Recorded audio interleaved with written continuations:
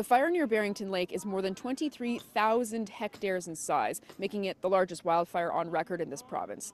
And it's growing. Today, another mandatory evacuation order.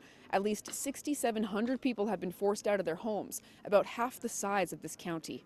Now, to fight that historic fire and others in Shelburne County, this is what it takes to house all of the resources that's coming. So look at this. This is a combination of local volunteers as well as Halifax firefighters here to set up tents for about 300 firefighters coming in, not only from other parts of Canada, but also Costa Rica and some Americans as well. And we hear that even though with all of this rain coming down, there is still very much a need for extra help.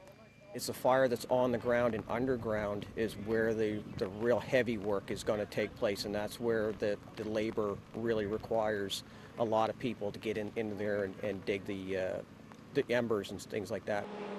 So now there's only one out-of-control wildfire in Nova Scotia, and it is the one close to Shelburne County, that Barrington Lake fire. Now, because of that, a lot of the resources coming to Nova Scotia are coming to this area because the situation in Halifax has turned for the better. With the added moisture, firefighters have switched the status of the blaze threatening the Halifax area. It was out of control. Now it's held, not expected to spread. News that comes with tempered optimism. It takes such an extensive amount of time for us to declare a fire out. So we could be here for weeks, we could be here for a couple of months before the incident commander is comfortable in saying this fire is out. Some evacuees in Halifax were allowed to go to their homes on Friday, but still thousands are displaced. The Premier says that's because the situation is still unsafe. We understand the urgency.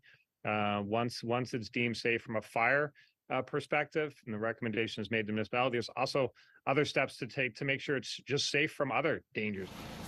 These tents may be just an indication of all the work that is yet to come. 300 firefighters are expected to be able to stay in this ball diamond.